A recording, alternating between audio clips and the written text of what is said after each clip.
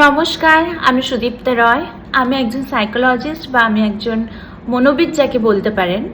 আজকে একটি খুবই গুরুত্বপূর্ণ বিষয় নিয়ে আপনাদের সাথে আলোচনা করতে এসেছি, যেটা নিয়ে এখন ছোট বড় সবাই অল্প স্বল্প করে সাফার করছে আমরা বলতে পারি। তো সেই বিষয়টি হলো আসক্তি বা অ্যাডিকটিভ বিহেভিয়ার।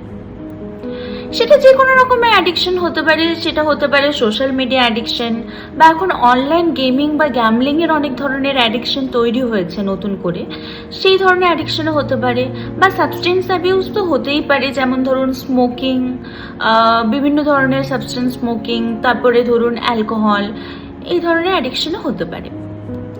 তো যেটা প্রথম কোয়েশ্চেন যেটা আমাদের মাথায় আসে সবার প্রথম অ্যাডিকশন ওয়ার্ডটা শুনলে, যে আমাদের কেন হয়, বা আমরা কেন অ্যাডিকশন বা অ্যাডিকটিভ বিহেভিয়ার আমরা কেন শো করি, বা আমাদের অ্যাডিকশন কেন হয়।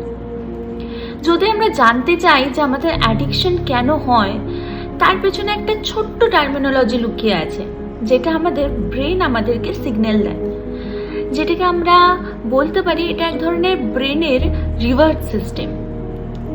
সেটা হচ্ছে, যখনই ধরুন আমরা নেশা করছি, বা যখনই ধরুন আমরা কোনো ধরনের অ্যাডভেঞ্চারাস জিনিসপত্র বা ইম্পালসিভ জিনিসপত্র আমরা করি, কাজবাজ করি, তখনই আমাদের ব্রেন একটা সিগন্যাল দেয়, বাহ বিষয়টা তো বেশ ইন্টারেস্টিং, বাহ এটা করে তো বেশ মজা লাগলো, তাহলে এটাকে কন্টিনিউ করি না, প্রবলেমটা কি, আমার ভালো লাগছে। ব্রেন সিগন্যাল দিচ্ছে আমাদেরকে যে বাহ এটা করো, আবার করো, এটার জন্য তোমার you are feeling good for this. তো এটাকে আমরা কন্টিনিউ আবার করতে পারি। যেমন যখন আমরা ধরুন নেশা করছি বা গেম খেলছি, বা যখন আমরা কোনো মিষ্টি জাতীয় জিনিসপত্র খাই, তখন আমাদের খুবই ভেতর থেকে একটা সন্তুষ্টি আসে। সুগার যেগুলো সুগার অ্যাডেড জিনিসপত্র খাই, হঠাৎ করে একটা পরম শান্তি আমরা ফিল করি ভেতর থেকে, যেটা আমাদের বডিলি নিডস আমাদের মনে হয় কখনো কখনো ক্রেভিং ফর সুগার বলতে পারি। বা আমরা যখন গেম খেলি, চিকেন ডিনার হয়, তখন এক ধরনের আমাদের একটা প্লেজার আমরা পাই। তো সেই প্লেজারটা কি, কেন হয়, সেটা আর কিছুই নয়, সেটা হচ্ছে ব্রেনের একটা রিওয়ার্ড সিস্টেম।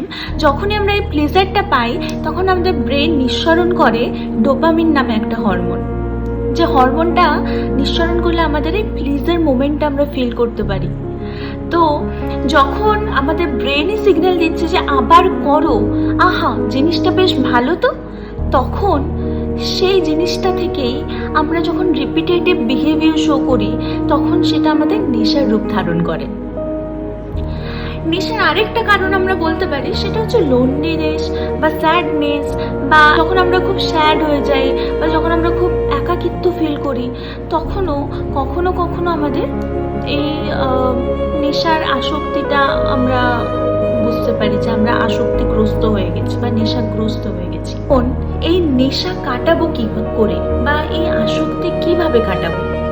তাহলে নেশা কাটানোর কয়েকটা টেকনিক আজকে আপনাদের সামনে আমি বলছি। তো আপনারা চাইলে এটা নোট ডাউনও করতে পারেন, মাথায় মনেও রাখতে পারেন, বা আপনারা যদি আপনাদের চেনা পরিচিত কেউ যদি এই ধরনের নেশাগ্রস্ত বিহেভিয়ার বা অ্যাডিকটিভ বিহেভিয়ার শো করে, আপনারা তাদের সাথেও শেয়ার করতে পারেন। তাহলে সেই টেকনিকগুলো হলো, ফার্স্ট অফ অল অ্যাওয়ারনেস বা সচেতনতা বৃদ্ধি। সচেতনতা বৃদ্ধি সচেতনতা আমরা তো সবসময় শুনছি যে নেশা করা ভালো নয়, নেশা করলে আমাদের মেন্টাল বা ফিজিক্যাল হেলথ কোনোটাই ভালো থাকে না। সোশ্যাল মিডিয়ায় এখনো অনেক এরকম ভিডিও অ্যাভেলেবেল থাকে, যেখানে নেশা করলে বা নেশা মুক্তির বিভিন্ন ধরনের উপায় তারা যথেষ্ট এক্সপ্লেন করছে। তাহলে সচেতনতা কি, কীরকম সচেতনতা? সমাজের তো সচেতন এরকমভাবে আমরা করার চেষ্টা করছি, তাহলে কি সচেতনতার কথা বলা হচ্ছে এখানে? সচেতনতা বলতে এটা নিজস্ব সচেতনতা, বা আমরা যাকে বলতে পারি যে নিজের মনে নিজের কথা বলা, যাকে সাইকোলজিক্যাল টার্মে আমরা বলি ইন্ট্রোস্পেকশন। তো আমরা কিভাবে করব? যখনই ধরুন আপনার এই ধরনের খেয়াল মাথায় আসবে যে একটুখানি আমার প্লেজার সিকিং জিনিসপত্র দরকার বা একটু সাবস্টেন্স দরকার, আমরা নিজেকে কোয়েশ্চেন করব যে আমি এটা কেন করছি, এটা করলে কি আমার ক্যারিয়ারে কোনো গ্রোথ হবে, বা আমার মেন্টাল হেলথ বা আমার ফিজিক্যাল হেলথের জন্য এটা কি কোনো রকমভাবে ভালো? যখনই আমরা এই কোয়েশ্চেনটা করব তখনই আমাদের নিজেদের রিয়েলাইজ হবে যে আমরা বোধহয় নেশা মুক্তির দিকে একটা পথ এগোচ্ছি। কারণ যখন এই কোয়েশ্চেনটা আমাদের মাথায় ট্রিগার করবে তখনই বুঝতে হবে যে আমরা ঠিক আর ভুলের যে ব্যবধানটা হয় সেই ব্যবধানটা আমরা বোধহয় বুঝতে শিখেছি। সেই কারণেই তো আমাদের মাথায় এই কোয়েশ্চেনটা আসছে, তাই না? যদি আমরা নেশা করার আগে যদি এই কোয়েশ্চেনটা নিজেদেরকে জিজ্ঞেস করি, তার মানেই তো এটা যে আমি কোনো রকমভাবে এই জিনিসটা থেকে নিজেকে সরিয়ে আনতে চাইছি, তাই জন্য আমি এই কোয়েশ্চেনটা করছি। তো সব সময় এই জিনিসটা নিজেকে প্রশ্ন করাটা দরকার যে এটা আমি কী করছি এবং কেন করছি। দ্য সেকেন্ড পয়েন্ট ইজ, আমাকে সবসময় যখন আমি নেশা মুক্তির দিকে এগোবো তখন আমাকে নেশা জিনিসটাকে রিমুভ করার চেয়ে রিপ্লেস করাটা বেশি, প্রথম for the initial time replace করাটা বেশি আমাদের জন্য মানে ইজি হবে। কিভাবে ইজি হবে?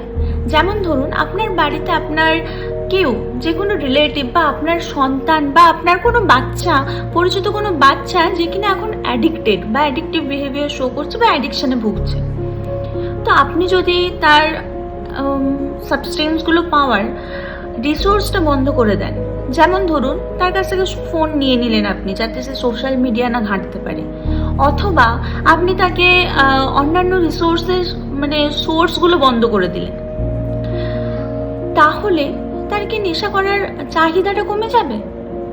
না, একদমই কমবে না। সে তখন কি করবে? সে তার বন্ধু বান্ধব বা অন্যান্য সোর্সগুলো থেকে তখন সে জিনিসটা পাওয়ার চেষ্টা করবে। তখন তো আপনি জানতেও পারবেন না কিভাবে নেশা করছে সে। তো আমরা কখনোই ইনিশিয়াল টাইমে চেষ্টা করব না যে আমরা সাবস্টেন্সগুলোকে আমরা সবসময় রিমুভ করব, এই চেষ্টাটা আমাদের কখনোই থাকবে না। আমরা তার পরিবর্তে চেষ্টা করব যে আমরা রিপ্লেস করব। কিভাবে রিপ্লেস করব? মানে যখন ধরুন আপনি বুঝতে পারছেন যে আপনার আর্জেস আসছে বা আপনার ইচ্ছে করছে যে নেশাটা আমার এখন দরকার বা আমি এখন করব, সেই মুহূর্তে আপনি কি করতে পারেন? আপনার যদি কোনো পরিচিত কেউ থাকে, আপনি তাকে বই কিনে দিন, বই পড়ুক সে। হ্যাঁ, আমি মানছি যে বই পড়াটা ইনিশিয়ালি খুব মানে কঠিন একটা ব্যাপার, তাদের জন্য খুবই একটা কঠিন ব্যাপার যে কিনা নেশা করে, গেম খেলে, ফোন অ্যাডিকশন হলে তাদের জন্য খুবই কঠিন বই পড়াটা। কিন্তু আপনি যদি হেল্প করেন, আপনি যদি তাকে পড়ে পড়ে শোনান এবং যেই বিষয়টা নিয়ে বইটা সেটা নিয়ে তার সঙ্গে একটা আলোচনা করেন, তাহলে তো ব্যাপারটা অনেকটা ইজি হয়ে যায়, তাই না?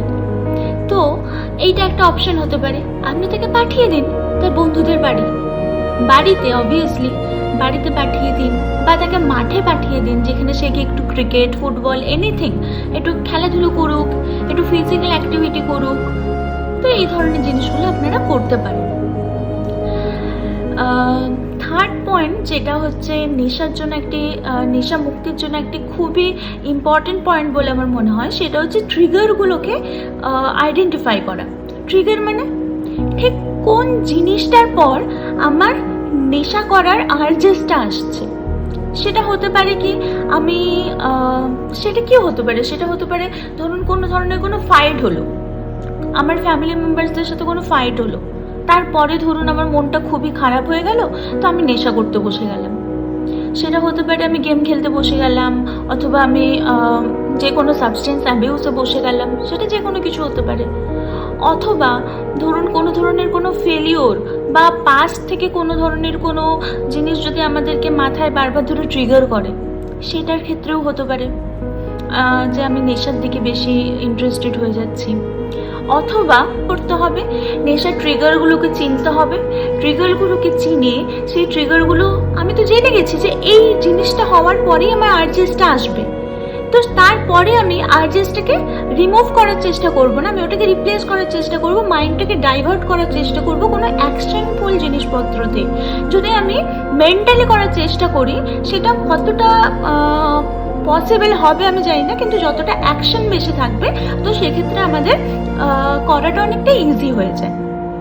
আর তাছাড়াও একটা খুবই গুরুত্বপূর্ণ উপায় আছে যেটা আপনারা ফলো করতে পারেন, সেটা হচ্ছে কোনো কাউন্সিলর বা কোনো মনোবিদের সাথে আপনারা যোগাযোগ করতে পারেন।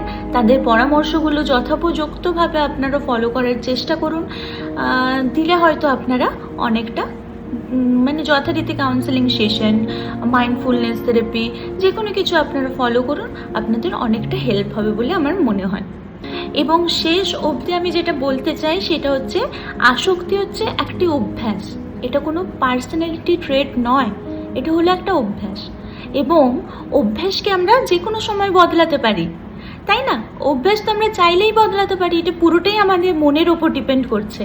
তাই চেষ্টা করুন, চেষ্টা করলেই আপনারা বদলাতে সফল হবেন। আপনারা যদি ধৈর্য সহকারে, সচেতনতা এবং সহায়তায়, সকলের সহায়তায় এগিয়ে চলেন, তবে আপনারা নিশ্চয়ই বদল আনতে পারবেন। আপনি একা নন।